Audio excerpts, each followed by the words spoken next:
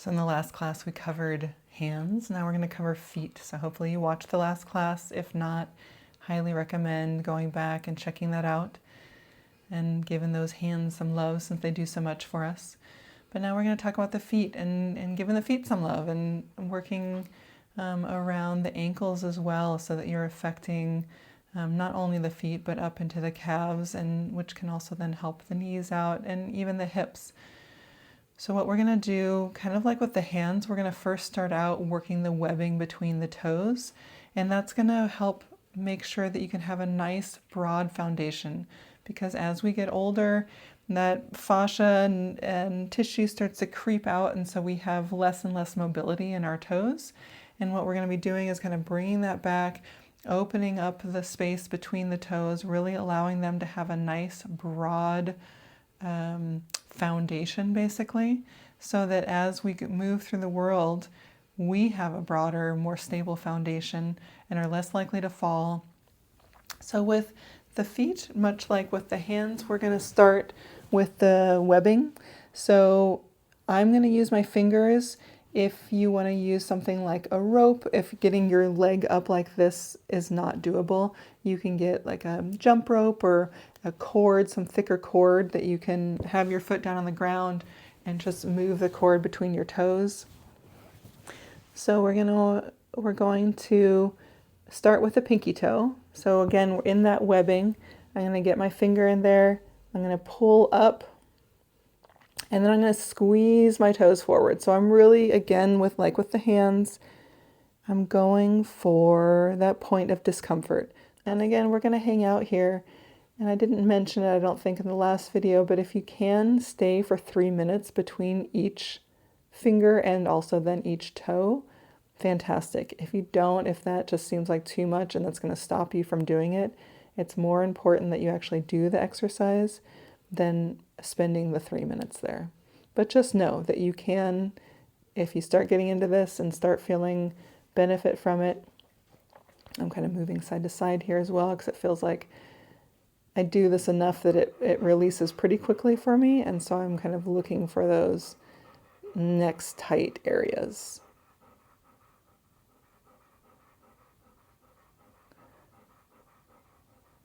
And then I'm going to go to the next toe. And if your fingers are getting tired, so I work with my hands a lot. My hands are pretty strong and can withstand quite a lot. If you're not used to that and you don't have a cord or some rope or something you can use, you can also switch to different fingers, like that, just so that no one finger gets tired out. Again, I'm kind of searching from side to side. Because I'm talking, I'm not focusing on my breath quite as much, but I'm going to invite you to really focus on that breath.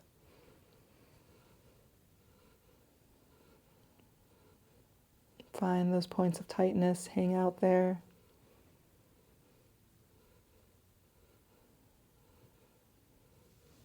And we'll move on to the next. I'm not going to be holding each position for the 3 minutes, because more than anything, I'm just wanting you to see how you do this exercise, and then you can decide how much time you want to spend.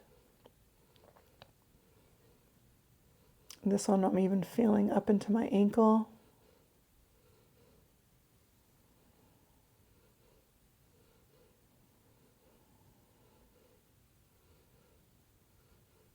If you're like me and have sprained your ankles a lot throughout your life, having played basketball, that was a pretty common injury for me.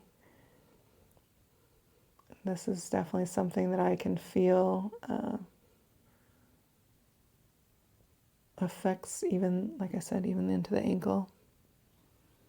Now we're going to go to the big toe, and with the big toe we're going to do something a little different. So initially we're just going to press in there like we did with the other ones. I'm kind of pulling my toes down to really get more deeper into that webbing area.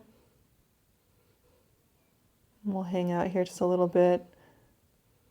This one so far has actually been the most intense for me, which is not always the case. So it's also interesting how it shifts the more we do it. You're going to come to different layers This is just all part of the process. It's not something that clears up just overnight, but this is a process of unwinding these layers, one layer after the other. Freeing up that top layer gives you access to that next layer down, and so on. So now with the big toe, I'm going to actually take my foot off to the side. And again, if you can't get your foot up, this is not essential. This is just like an add-on that you can do. Or if you have a loved one who's willing to work with your toes and you don't mind them working with your toes, it's not too ticklish for you, then they can do this. So right where the big toe ball, like when people get bunions, so this is a great one for bunions, can be pretty tender, but it will make such a difference for you if you have a bunion. And if you don't have a bunion, do this to avoid ever getting bunions. So you're gonna hook your fingers. I'm hooking 2 fingers in here. I'm gonna traction just a little bit, and with my other thumb, I'm gonna press on that big toe ball. So where I kind of feel that movement in the joint. And for some of you, it might be there might be so much buildup right here that you can't even necessarily feel that. That's fine. Just kind of go for where you think it is. And as this tissue starts to soften, you might start feeling that underneath there. So I'm just pressing in, pulling this other toe a little bit, tractioning it a little bit, and then slowly moving the toe back and forth and just finding those tight spots. So where I was at initially, I didn't feel much tenderness. So I'm moved to a different spot where I do feel some tenderness, and now I'm going to hang out there.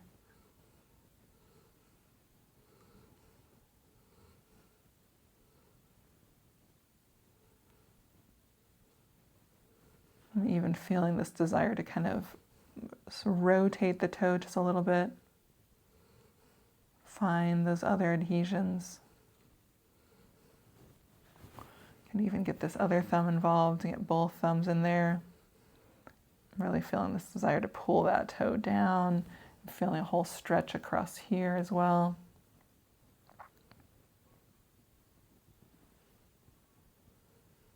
Again, just like with the hands, get creative. Really explore your foot here. This part of your body that maybe you don't spend that much time with.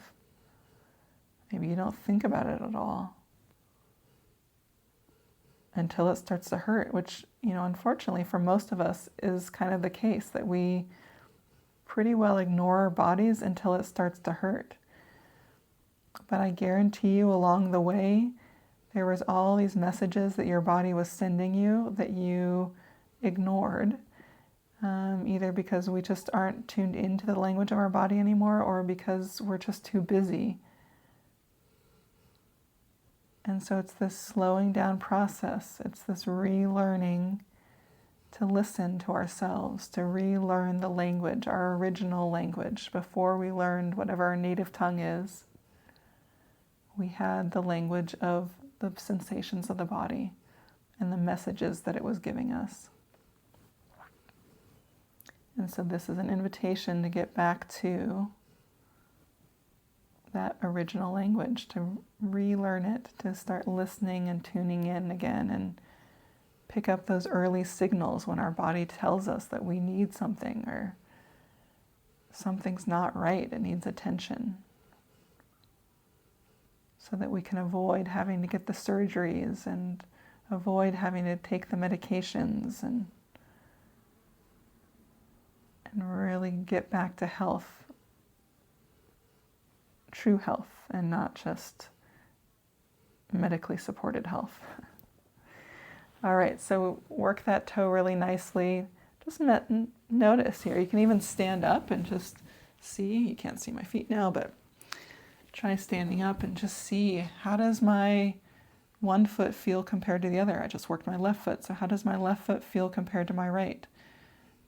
And even though I didn't spend the 3 minutes between each toe, I just feel so much more freedom of movement.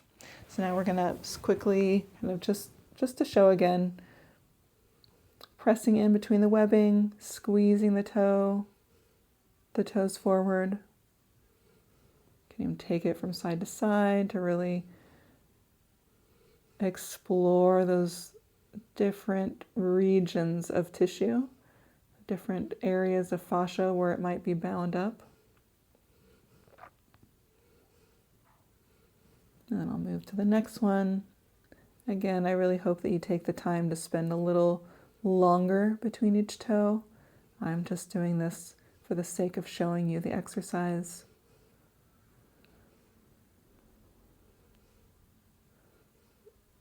This one feels like it kind of wants to go back and forth like this. Got a nice tight area there, so I'm going to hang out a little bit longer.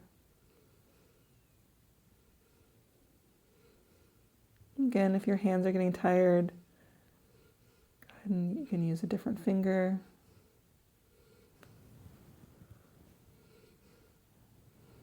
I even had an adjustment up into my neck right then, so you never know. The body is connected.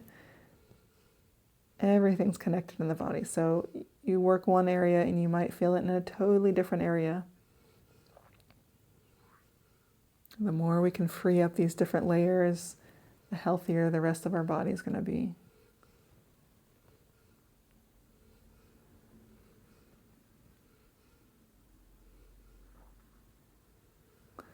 I'm going to move to that big toe.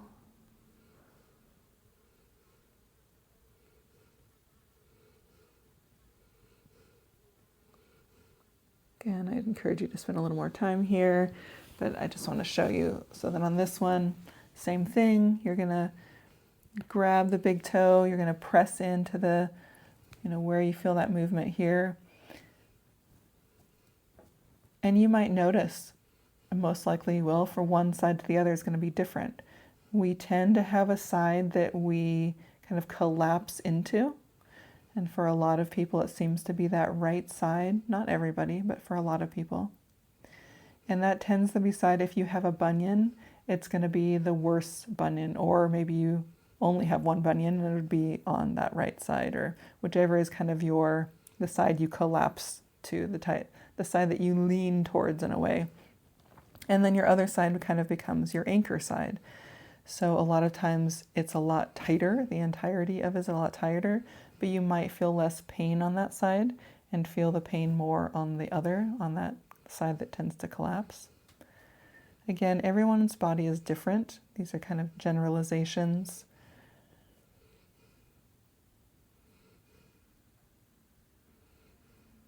We've all been through different things, had different life experiences, have different holding patterns.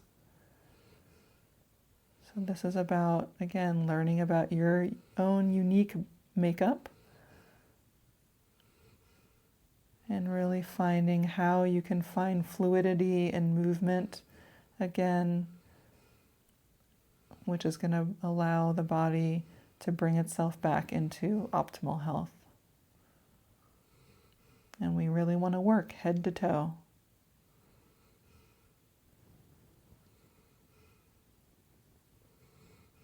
So I'm feeling this, that I'm getting a lot of relief, or a lot of tension, I should say, when I kind of connect with the back side here of the toe and then wrap it around to the front. And I'm wanting to pull on that toe too to flex it forward. But just get creative. Notice what your body wants. Notice what feels best for you.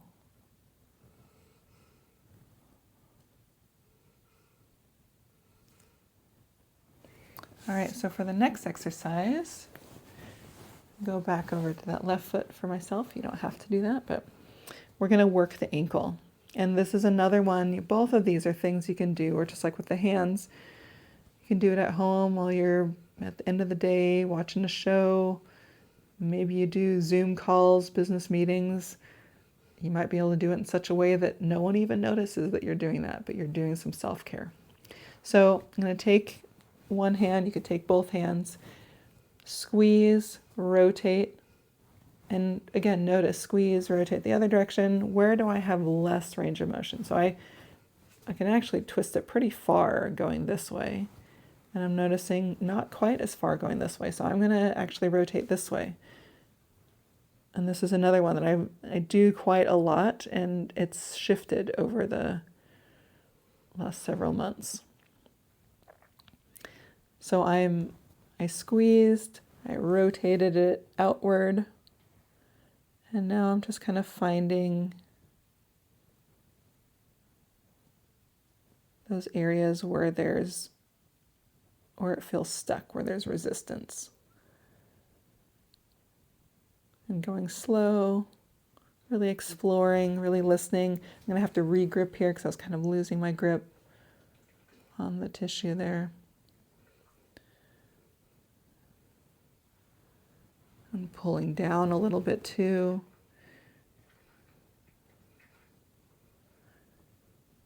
If you want to and feeling a little more athletic, you can even pull your leg out to the front.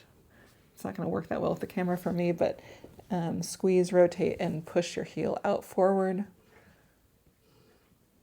I'm going to stick with it on the couch or on the chair here. Went up a little bit higher too because I feel like it released a lot already in my ankle.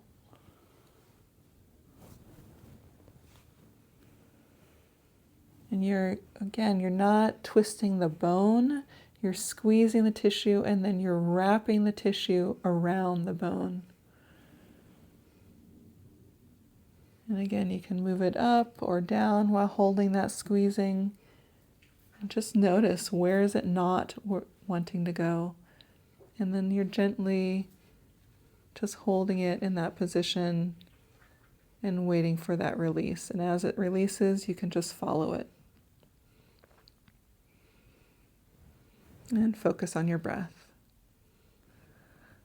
And this might be too much for your hands.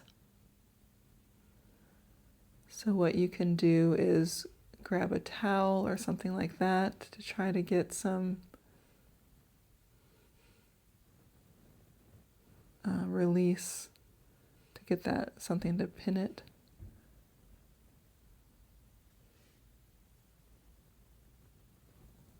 And then let go.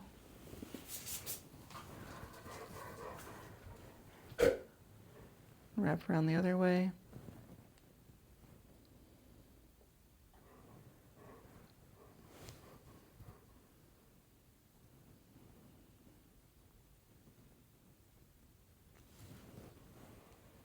With this one, I actually feel like I have less movement when I rotate in towards my body, so I'm going to stay with that.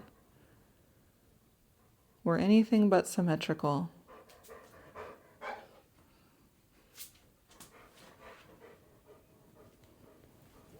Finding a new position, regripping. So if you tend to have swelling in the ankles, this is a really great one. Also working between the toes because it just starts to free up the tissue, frees up that fascia so lymph can flow more smoothly. Also working behind the knees and into the hips is also important. It's like we have these rivers throughout our body, and there's dams all along the way from years of compensation or overuse or misuse or injury. And what we're doing is we're just unwinding those layers and freeing up that river so we can get flow again. I hope you found this helpful.